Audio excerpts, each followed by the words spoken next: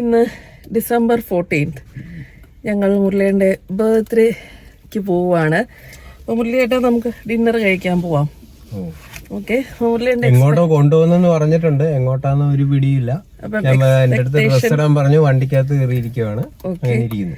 Okay, അപ്പൊ മുരളിയേട്ടന് എന്താണ് expectation?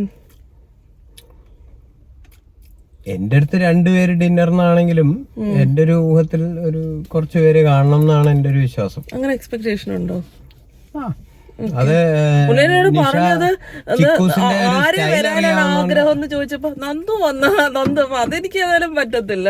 നന്ദുവിനെ ഞാൻ എടുത്തിട്ടുണ്ട് ഫോട്ടോയിൽ, അതെനിക്ക് പറ്റത്തില്ല. നന്ദുവിന്റെ പ്രസൻസ് ഉണ്ടാവും ഞാൻ പറഞ്ഞു. നന്ദു വരാന്നൊക്കെ എന്റെ അടുത്ത് എഗ്രി ചെയ്തിട്ടുണ്ട്. പിന്നെ എന്റെ അടുത്ത് ആര് വരാൻ ആഗ്രഹം എന്ന് ചോദിച്ചു കഴിഞ്ഞാൽ ഞാൻ ഒറ്റയടിക്ക് പറയാൻ പറ്റുന്ന എനിക്ക് അതല്ലേ പറയാൻ പറ്റത്തുള്ളൂ. ഇപ്പൊ പലരെ അല്ലാതെ പറയാനാണെങ്കിൽ ഒരുപാട് പേരെ ആഗ്രഹിക്കാൻ പറ്റും. ഓക്കെ, ആഗ്രഹിക്കാൻ പറ്റും. ഇപ്പൊ നന്ദുവിന്റെ പ്രസൻസ് ഉണ്ടാവും, നന്ദു നമ്മളും ഉണ്ടാവും. അപ്പൊ ഞാനിപ്പോ മുരളിയേട്ടന് ബർത്ത്ഡേ ഒരു ഡിന്നർ കൊടുക്കാൻ കൊണ്ടുപോവാണ്. അപ്പൊ അതിന് മുമ്പ് എനിക്ക് പറയാനുള്ളത്, മുരളിയേട്ടൻ ഇപ്പോൾ ഹാഫ് സെഞ്ചുറി അടിച്ചിരിക്കുകയാണ്. അപ്പം ഹാഫ് സെഞ്ചുറി അടിച്ചിരിക്കുന്ന വേളയിൽ മുരളിയേട്ടൻ എനിക്ക് ചെയ്തു തന്ന എല്ലാത്തിനും ഒരു വലിയ താങ്ക്സ്. എന്നെ ഇത്രയും വർഷം ഈ മഹാമാരണത്തെ സഹിച്ചതിന് താങ്ക് യു. ഓക്കെ, നന്ദി, നമസ്കാരം. ഇല്ല, മറുപടി എക്സ്പെക്ട് ചെയ്യുന്നില്ല. മറുപടി എനിക്ക് പറയാനുള്ളത് പറയാ, മറുപടി ഒന്നും എക്സ്പെക്ട് ചെയ്യുന്നില്ല.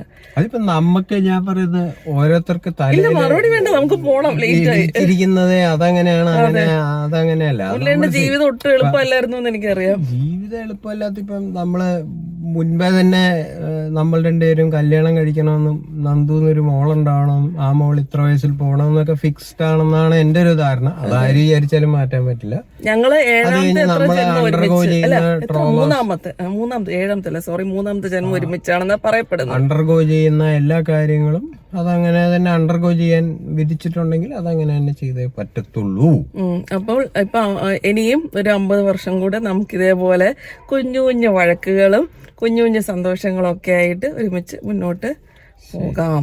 ഓക്കെ, അപ്പൊ ഇനി നമുക്ക് ഡിന്നർ സ്ഥലത്തോട്ട് പോവാം. അപ്പൊ അതിന് മുമ്പേ ഉള്ളിയേട്ടനെ ഞാൻ ഇത് കെട്ടും, ഇത് കെട്ടും, ഇത് കെട്ടിട്ട് ഉള്ളിയിടം പോകുള്ളൂ. ഇല്ല, അത് പറ്റില്ല, അത് പറ്റില്ല, പറ്റില്ല.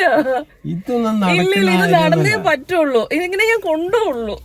ഇങ്ങനെ കൊണ്ടുപോവാന്ന് പറഞ്ഞാൽ എനിക്ക് അവിടെ വഴിയിൽ ഇറങ്ങിയിട്ട് എനിക്ക് ഇങ്ങനെ നടക്കാൻ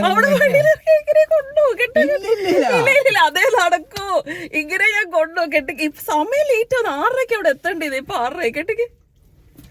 ഇങ്ങനെ ഞാൻ കൊണ്ടുപോകുള്ളൂ. കെട്ട് ഇങ്ങനെ കൊണ്ടുപോകുന്ന കണ്ണ് കാണാതെ ഇങ്ങനെ ഞാൻ ഒരു കാര്യം കുറച്ച് കഴിയുമ്പോ ഞാൻ ഇതെടുത്ത് കെട്ടിക്കോളാം. ഇപ്പൊ